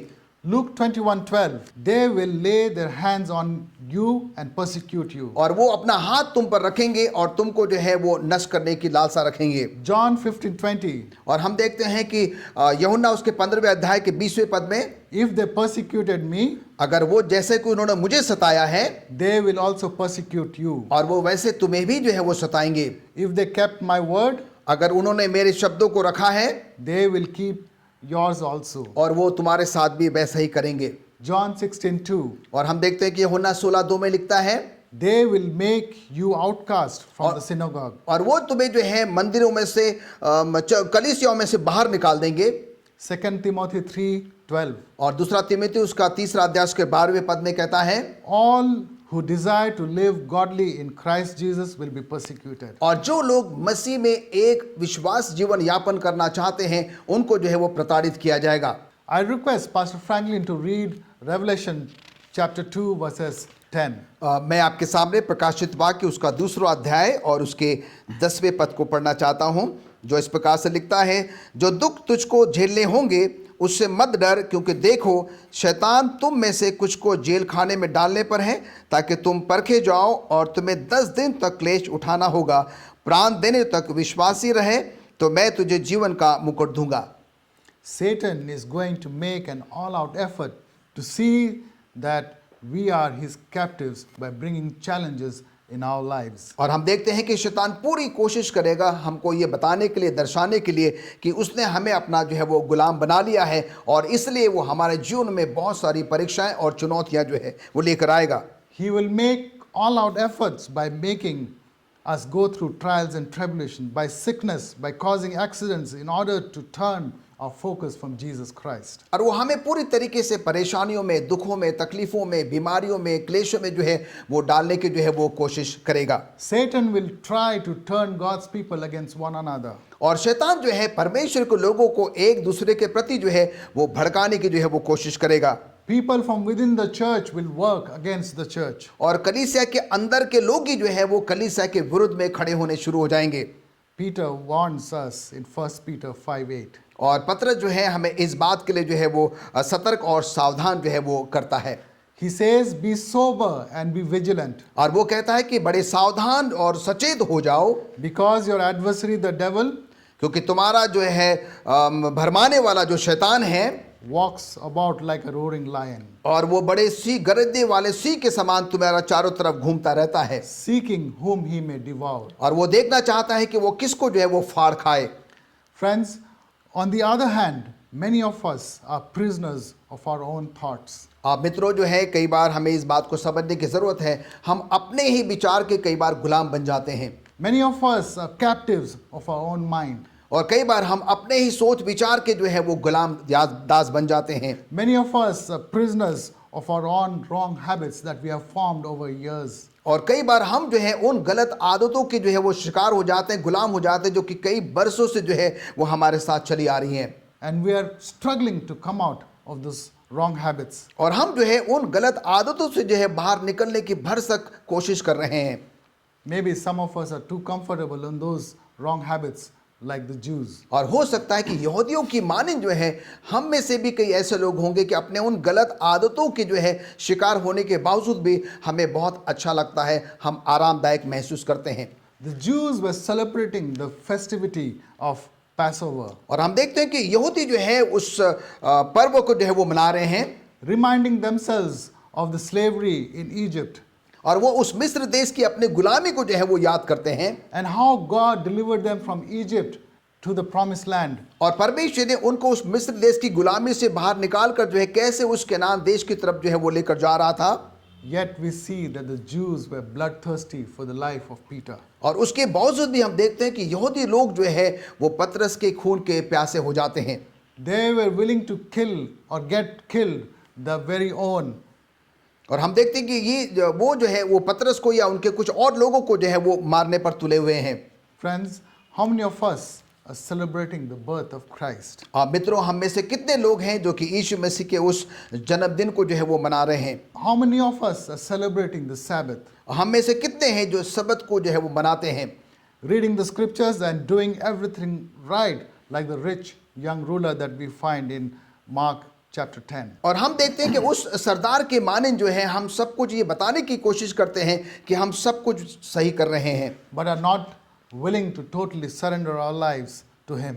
और इसके बावजूद भी हम पूरी तरीके से परमेश्वर को समर्पित करने की कोशिश नहीं करते, Are not willing to give up the wrong habits that hinders our relationship with the Lord. और या फिर जो है हम अपनी गलत आदतों को अपने में से निकालने की कोशिश नहीं करते जिससे कि हमारा संबंध जो है परमेश्वर के साथ अच्छा हो सके। Coming back to Peter, आइए हम वापस पतरस में चलते हैं। we see the good news that inasmuch as Peter was in a high security prison, और हम यहाँ पर देखते हैं कि जैसे हमने आपको बताया कि पतरस को जो है एक बहुत ही कड़ी सुरक्षा के बंदीगृह में रखा गया है, the churches in Acts were relentlessly fasting and praying for his release. और प्रेरितों के समय की जितनी भी कलीसियाएं थी वो पतरस के लिए जो है वो उपवास और प्रार्थना में समय व्यतीत कर रहे थे। Sister White says they prayed without ceasing for Peter. और बहन एलन जी वाइट कहती हैं कि वो पतरस के लिए जो है वो निरंतर जो है वो प्रार्थना कर रहे थे, For they felt that he could not be spared from the cause. क्योंकि उनको इस बात का डर था कि हो सकता है कि परमेश्वर के लिए जो है पतरस को नहीं बचाया जा सकेगा। They realized that they had reached a place where और वो जो है उनको इस बात का एहसास हो जाता है कि वो उस जगह तक जो है वो पहुंच चुके हैं, without the special help of God, the church of Christ would be destroyed. और बिना परमेश्वर की सहायता मदद के जो है परमेश्वर की जो कलीसिया है वो स्थिर नहीं रह सकेगी। Friends, prayer is a very important part of our lives. मित्रों, प्रार्थना जो है हम सबके जीवन का एक बहुत ही अहम हिस्सा है। Prayer is a very important part of our lives when it comes to building a relationship with Jesus Christ our Savior. मित्रों, प्रार्थना जो है हम सबके जीवन का एक बहुत ही अहम हिस्सा है जब हम ये बात करते हैं कि परमेश्वर हमारा परमेश्वर के बीच का संबंध जो है वो एक प्रगाढ़ संबंध बन And सके। therefore, in order to build that relationship with the Lord, और इसलिए उस संबंध को कायम रखने के लिए we need to spend time fasting and praying as individuals, as families, and as a church. और इसलिए मुझे और आपको जो है व्यक्तिगत रूप से, पारिवारिक रूप से और कलीसियाक रूप से जो है वो उपवास और प्रार्थना में समय व्यतीत करने की जरूरत है, Realizing that without God's grace, without God's mercy, church will not grow spiritually. और ये स्वीकार करते हुए, मानते हुए कि बिना परमेश्वर की मदद से जो है हम एक धार्मिक जीवन यापन जो है वो नहीं कर सकते, And ultimately, it will become lukewarm, it will be destroyed. और अंत में ऐसा होगा कि हम जो है वो गुनगुने की तरफ हो जाएंगे और अंत में जो है हमारा नाश हो जाएगा। And therefore, we need to spend time fasting and praying, realizing that we have reached a place where without the special help from God, the church of Christ would be destroyed. और इसीलिए मुझे और आपको जो है निरंतर प्रार्थना में, उपवास में जो है वो समय व्यतीत करना है, ये जानते हुए कि जो है हम अंत के दिनों में रह रहे हैं और बिना प्रार्थना और उपवास के जो है हमारा कभी भी जो है वो अंत हो सकता है। And when the church is destroyed, we will be destroyed. और जब कलीसिया का अंत हो जाएगा तो हम सब का भी जो है अंत हो जाएगा। We will spend some time studying from the Bible, looking at the prayerful life of some of our contemporaries that we find in the Bible. और हम जो है बाइबल में से कुछ ऐसे चरित्र को लेंगे, उन लोगों के बारे में थोड़े समय के लिए अध्ययन करेंगे जिन्होंने की प्रार्थना में ज़्यादा से ज़्यादा समय व्यतीत किया है। In Exodus 34:28, we find Moses fasted atop Sinai when receiving the 10 commandments. और हम देखते हैं कि निर्गमन में हम ये पढ़ते हैं कि मूसा जो है जब सनाई पर्वत पर था तो उसने जो है ज़्यादा से ज़्यादा समय प्रार्थना में व्यतीत किया। In 1 Samuel chapter 7 verses 5 and 6, we find that when the ark was returned and all Israel repented, they fasted all day at Mizpah while Samuel interceded for them. और हम देखते हैं कि सामुएल की पत्री में हम ये पढ़ते हैं कि जब इजरायली लोगों ने जो है वो आर्क का जब वो लेकर आ रहे थे और उन्होंने क्या किया, धन्यवाद के साथ जो है उपवास और प्रार्थना में जो है वो समय व्यतीत किया, और सामुएल ने भी जो है वो प्रार्थना में व्यतीत किया। In Daniel chapter 9 verses 2 and 3, we find that Daniel fasted for wisdom regarding the prophecy. और हम देखते हैं कि दानियल उसके 90 अध्याय में 2 और 3 आयत में जो है दानियल जो है वो ज्ञान बुद्धि और समझ के लिए जो है वो परमेश्वर से प्रार्थना करता है। In Psalms chapter 69 and chapter 35, we find that David repented with fasting. और हम देखते हैं कि भजन संहिता 69 में जो है हमें इस बात का वर्णन पाते हैं कि राजा दाऊद भी जो है क्या करता है, उपवास के साथ प्रार्थना करता है। In Esther 4:16, we find Esther asked her people to fast when under threat of death. और हम देखते हैं कि एस्तर 4:16 में जो है एस्तर जो है अपने लोगों से उपवास और प्रार्थना के लिए जो है वो निवेदन करती जैसे कि वो जो है बचाए जा सकें। In Ezra 8:21, we find that Ezra fasted when requesting a safe journey to Jerusalem. और हम देखते हैं कि एजरा 1:18 में जो है एजरा यरूशलेम की उस यात्रा के दौरान जो है वो क्या करता है, उपवास और वो प्रार्थना करता है। In Nehemiah 1:4, we find Nehemiah fasted and prayed for the Jews in Judah. और हम देखते हैं कि नहम्याह 1:4 में भी जो है नहम्याह जो है वो यहूदियों के लिए क्या करता है, वो उपवास और प्रार्थना करता है। In 2 Chronicles 23, we find that King Jehoshaphat proclaimed a fast throughout all Judah when he was threatened by invading forces. और हम देखते हैं कि इतिहास में की पुस्तक में अगर जाए तो कि राजा ज़ेहज़बूद जो है वो भी क्या करता, अपने लोगों के लिए जो है वो उपवास और प्रार्थना करता है। Coming to the New Testament, we find in Matthew chapter 4 verses 2, Jesus fasted for 40 days before his ministry began. और हम देखते हैं कि मत्ती की पुस्तक में अगर हम आए तो हम यीशु मसीह खुद जो है स्वयं 40 दिनों का क्या करता है, वो उपवास रखता है। In Acts 13:3, we see the church at Antioch fasted and prayed before sending Paul and Barnabas for their first missionary. और हम यहाँ पर देखते हैं कि प्रेरितों के काम उसके 3 अध्याय में और बरनबास और शाऊल दोनों क्या करते हैं कि वो अपने उस धार्मिक यात्रा में निकलने से पहले उपवास और प्रार्थना करते हैं। Friends, fasting and praying is the key to finding success in our spiritual journey, in our spiritual growth. मित्रों, हमें ये जानना बहुत ज़रूरी है कि उपवास और प्रार्थना जो है हमारे धार्मिक यात्रा में आगे बढ़ने के लिए जो है एक बहुत ही अच्छा शस्त्र है जिसको कि हम जीवन में अपना सकते हैं। And so if we are looking for an outpouring of the Holy Spirit, we need to spend time in fasting and praying. और अगर मैं और आप चाहते हैं कि परमेश्वर के पवित्र आत्मा जो है वो हम पर उतरे, उसके लिए मुझे और आपको ज़्यादा से ज़्यादा समय उपवास में और प्रार्थना में व्यतीत करने की ज़रूरत है। And therefore, going back to Acts chapter 12, we find that God answers the prayer of the church in Acts. और हम यहाँ पर देखते हैं कि हम वापस जो है वो प्रेरितों के काम उसके 12वें अध्याय में आएंगे। परमेश्वर जो है इनकी प्रार्थनाओं को क्या करता है, वो सुनता है। God answers the prayer for the release of Peter. और हम देखते हैं कि परमेश्वर जो है वो पतरस को उस बंदी गृह में से निकालने के लिए जो है उस प्रार्थना को सुनता है। I would request Pastor Francis to read Acts chapter 12 verses 7 to 10, and we'll see here how God delivers Peter from prison. हम आपके सामने प्रेरितों के काम उसका 12वां अध्याय उसके 7 पद से लेकर 10वें पद तक पढ़ते हैं। लिखता है, तो देखो प्रभु का एक स्वर्गदूत आ खड़ा हुआ और उस कोठरी में ज्योति चमकी और उसने पतरस की पसली पर हाथ मार के उसे जगाया और कहा, उठ जल्दी कर। और उसके हाथों से जंजीरें खुलकर गिर पड़ी। तब स्वर्गदूत ने उससे कहा, कमर बांध और अपने जूते पहन ले। उसने वैसा ही किया। फिर उसने उससे कहा, अपना वस्त्र पहनकर मेरे पीछे हो ले। तब वो निकल कर उसके पीछे हो लिया, परंतु ये न जानता था कि जो कुछ स्वर्गदूत कह रहा है वो सच है, वरन ये समझा कि मैं दर्शन देख रहा हूँ। तब वे पहले और दूसरे पहरे से निकलकर उस लोहे के फाटक पर पहुँचे जो नगर की ओर है वो उनके लिए आप से आप खुल गया और वे निकलकर एक ही गली से होकर गए और तुरंत ही स्वर्गदूत उसे छोड़कर चला गया। Peter thought he was seeing a vision. और यहाँ पर पतरस जो है ये सोचता है कि शायद वो एक दर्शन देख रहा है He did not realize that what was happening was for real.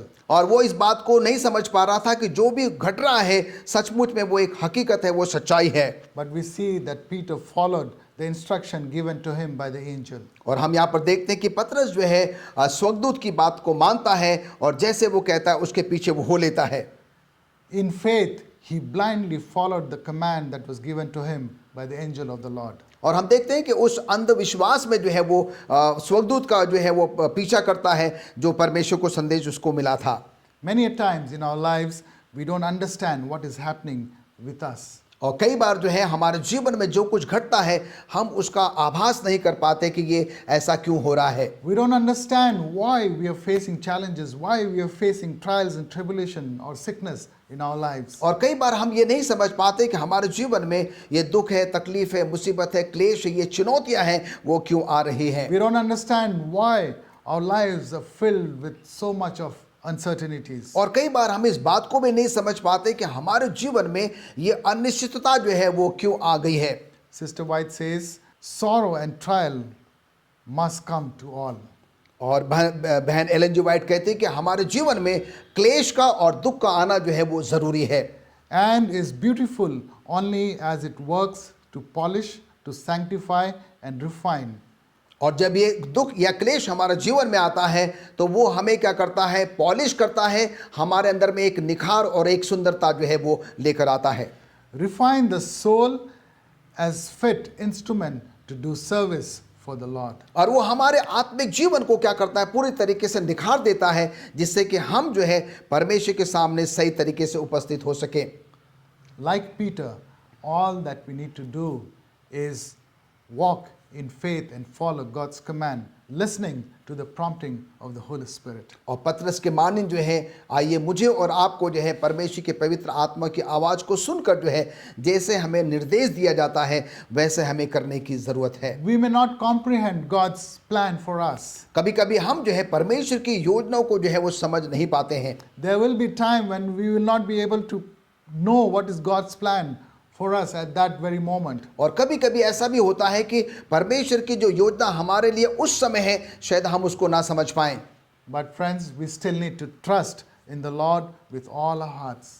मित्रों, उसके बावजूद भी जो है हमें संपूर्ण मन से, हृदय से जो है परमेश्वर पर विश्वास और भरोसा रखने की ज़रूरत है। And therefore we should not lean unto our own understanding, but acknowledge Him in all our ways. और इसीलिए हमें अपनी समझ का सहारा न लेते हुए जो है संपूर्ण मन से सिर्फ और सिर्फ प्रभु परमेश्वर पर भरोसा रखने की ज़रूरत है। This is the promise we find in Proverbs chapter 3 verses 5 and 6. और यही प्रतिज्ञा जो है हम नीति वचन उसके 3 अध्याय के 5वें और 6वें पद में हम पाते हैं। And so coming back to Peter, we see that once Peter is out of the prison under the open sky, और एक बार फिर हम जो है प्रेरितों के काम आते हैं, पतरस पर आते हैं और वो समय आ गया जबकि पतरस जो है बंदीगृह से बाहर निकल गया और खुले आसमान में है। Peter realizes that God has finally delivered him. अब पतरस इस बात को महसूस करता है कि परमेश्वर ने जो है उसे उस बंदीगृह से जो है वो मुक्त कर दिया है। He is a free man. और अब पतरस पूरी तरीके से जो है वो मुक्त हो चुका है। And Pastor, if you can read Acts chapter 12 verses 11. और हम आपके सामने प्रेरितों के काम उसका 12वां अध्याय उसके 11वें पद को पढ़ेंगे। तब पतरस ने सचेत होकर कहा, अब मैंने सच जान लिया है कि प्रभु ने अपना स्वर्गदूत भेजकर मुझे हेरोदेस के हाथ से छुड़ा लिया और यहूदियों की सारी आशा तोड़ दी है। God has delivered us as He delivered Peter. और परमेश्वर ने हमको भी जो है वो छुटकारा दिया है, मुक्ति दी है, जैसे परमेश्वर ने पतरस को मुक्त किया था। He has redeemed us from condemnation of sin. और परमेश्वर ने हमें उस बड़े पाप से जो है वो छुटकारा दे दिया है। For we have been bought with a price.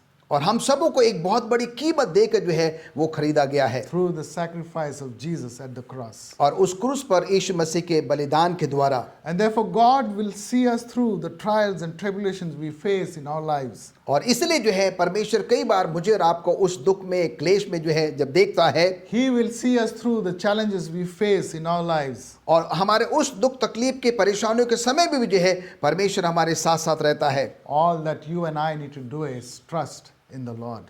मुझे और आपको करना क्या है? सिर्फ और सिर्फ परमेश्वर पर विश्वास और भरोसा रखना है। Peter no longer feared for his life because of his personal relationship with Jesus Christ. और हम देखते हैं कि पतरस जो है अपने जीवन के को लेकर बिल्कुल भी डरा या भयभीत नहीं था, क्योंकि वो जानता था कि परमेश्वर उसके साथ है।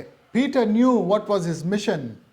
और पतरस जानता था कि उसका जो काम है, उसका मिशन जो है वो क्या है। He knew that his mission was to share the love of Jesus, for which he was willing to even sacrifice his life. और पतरस को ये पता था कि उसका जो काम या उसका मिशन वो सिर्फ ये है कि वो परमेश्वर के सुसमाचार का प्रचार करे, और उसके एवज में अगर उसको बलिदान भी होना पड़े उसके लिए भी वो तैयार था। Isaiah chapter 41 verses 10. अगर हम यशायाह उसके 41वें अध्याय के 10वें पद में जाएं, It says, "Fear not, for I am with you. Be not dismayed, for I am your God. I will strengthen you. Yes, I will help you. I will uphold you with my righteous hand." कहता है कि मत डर, क्योंकि मैं तेरे संग हूँ।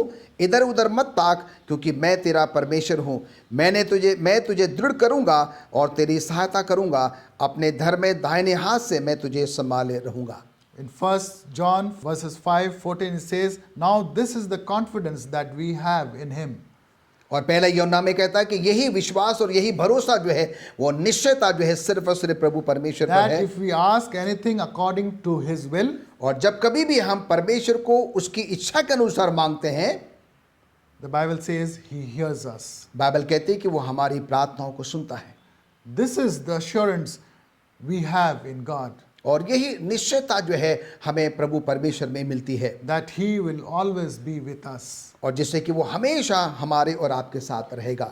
He is our God who will strengthen us. और वो हमारा परमेश्वर है जो हमें सामर्थ देता है, He will help us and uphold us, और वो हमें ऊंचा उठाता है, and he will always hear us.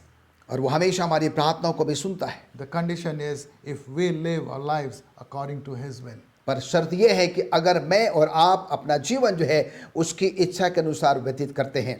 Sister White says, with the prison doors securely fastened, और हम देखते हैं कि बहन एलेन जी वाइट कहते हैं कि बंदीगृह के जो है वो दरवाजे जो कि बहुत ही कड़े से जो है वो बंद किए गए थे, and a strong guard before them, और चारों तरफ जो है सुरक्षा के कड़े इंतजाम थे। all chance of rescue or escape through human means was cut off. और मनुष्य के लिए उस बंदीगृह में से पतरस को निकालना जो है पूरी तरीके से असंभव था। But man's extremity is God's opportunity. और हम देखते हैं कि जहाँ पर मनुष्य जो है वो असमर्थ हो जाता है और परमेश्वर जो है वहाँ समर्थ हो जाता है और उसमें जो है वो कामयाबी दे देता है। It is humanly impossible for Peter to escape from the high security prison. और हम देखते हैं एक मानवीय तौर पर जो है पतरस का उस बंदीगृह से जहाँ पर कितने गहरे पहरेदारी में उसको रखा गया था, बाहर निकलना असंभव था। The church knew it and also the Jews knew it. और कलीसिया इस बात को जानती थी और यहूदी लोग भी जो है इस बात को जानते थे। It was certain that Peter would be publicly executed after the Passover. और हम देखते हैं कि उस पर्व के बाद जो है यह निश्चय था कि पतरस को जो है लोगों के सामने क्या किया जाएगा, प्रताड़ित किया जाएगा। King Herod knew that it was impossible for Peter to escape from the prison. और हम देखते हैं कि राजा हेरोदेस भी जो है इस बात को जानता था कि पतरस का उस बंदीगृह से बाहर निकलना जो है वो बिल्कुल भी असंभव था। Yet he does not acknowledge God's providence in Peter's escape and puts the blame on the soldiers. और उसके बावजूद भी जो है राजा हेरोदेस इस बात को नहीं मानता है, वो सारा दोष जो है वो उन पहरेदारों पर जो है वो गढ़ देता है। And therefore we find that King Herod had a very tragic end to his life. और इसलिए हम पाते हैं कि राजा हेरोदेस के जीवन का जो अंत है वो बहुत ही भयानक होता है। Acts chapter 12:23 says, the angel of the Lord struck him. और अगर प्रेरितों के काम उसका 12वां अध्याय का 23 पद में लिखता है, उसी क्षण प्रभु के एक स्वर्गदूत ने तुरंत उसे मार डाला। because he did not give glory to God. क्योंकि उसने परमेश्वर को महिमा नहीं दी थी। He was eaten by worms and died. और बताया जाता है कि कीड़ों ने जो है उसको क्या कर दिया, खा लिया और वो ऐसे मर गया। Peter's deliverance from the prison was not only a testimony of God's leading to the church, और पतरस का उस बंदीगृह से बाहर निकलना जो है परमेश्वर की कलीसिया के लिए, लोगों के लिए जो है सिर्फ एक साक्ष्य ही नहीं था। Peter's release from the prison was a testimony to the Jews who plotted against Peter. और हम देखते हैं कि पतरस का उस बंदीगृह में से बाहर निकलना जो है उन यहूदी लोगों के लिए भी जो है एक बहुत बड़ी गवाही का कारण भी था। It was a testimony to the prison guards and also to the king Herod. और पतरस का जो है उस बंदीगृह में से बाहर निकलना जो है उन पहरेदारों के लिए जो है और राजा हेरोदेश के लिए भी जो है एक बहुत बड़ी साक्षी का कारण Showing बना। them that even in spite of all the plan human makes, God cares for his people and God delivers his people. और हम इस घटना के द्वारा देखते हैं कि मनुष्य जो है कितनी भी कोशिश क्यों ना कर ले, मनुष्य के सोच विचार में और परमेश्वर के सोच विचार में जो है जमीन आसमान का जो है वो अंतर होता है, जो हम पतरस की इस घटना में देखते हैं। In man's extremity, God sees opportunities. और हम देखते हैं कि जहाँ पर मनुष्य जो है वो पूरी तरीके से अपने आप को असंभव महसूस करता है, परमेश्वर वहाँ से एक सुअवसर को जो है वो जन्म देता है। What an answer to the prayer of the churches who were praying, showing them that something that was impossible, God makes it possible. और कितनी अच्छी बात है कि कलीसिया के लोगों ने जो है जब पतरस के लिए प्रार्थना करी, परमेश्वर की जो है वो परमेश्वर उनकी प्रार्थनाओं को सुना और जो मनुष्य को असंभव प्रतीत हो रहा था परमेश्वर ने उसको जो है वो संभव प्रतीत कर दिया। What a mighty God we serve. और कितना सामर्थी परमेश्वर है जिसकी हम उपासना करते हैं। Pastor, can you read to us from Isaiah 43 verses 10? हम यशायाह उसका 43वां अध्याय और उसके 10वें पद को पढ़ेंगे। यहोवा की वाणी तुझ मेरे साक्षी हो, मेरे दास हो, जिन्हें मैंने इसलिए चुना कि समझकर मेरी प्रतीति करो। ये जान लो कि मैं वही हूँ, मुझसे पहले कोई परमेश्वर ना हुआ और ना मेरे बाद कोई होगा। God has chosen us to be his witnesses. परमेश्वर ने हम सबों को उसके साक्षी होने के लिए चुना है। And so the question to all of us is, और इसलिए हम सबों के सामने एक बहुत बड़ा प्रश्न वो ये है, are we his true witnesses? क्या हम सचमुच में उसके लिए एक सच्ची साक्षी का कारण बनते हैं? Are we witnessing the love of Jesus Christ through our lives? क्या हम अपने जीवनों के द्वारा जो है लोगों के लिए एक बहुत अच्छी साक्षी बनते हैं? Are we witnessing the love of Jesus through our character, through our actions? क्या हम अपने चरित्र के द्वारा, अपने व्यवहार के द्वारा जो है प्रभु यीशु मसीह की साक्षी जो है वो लोगों को दर्शाते हैं? Friends, we are called to be witness for the Lord. मित्रों, हम सबों को जो है परमेश्वर के प्रभु यीशु मसीह की साक्षी होने के लिए बुलाया गया है। And when we are doing that, we will be put through trials and tribulations. और जब हम प्रभु यीशु मसीह की साक्षी के तौर पर काम करेंगे, हमको क्लेशों में, दुखों में, तकलीफों में जो है वो डाला जाएगा। And therefore, we need to spend time fasting and praying.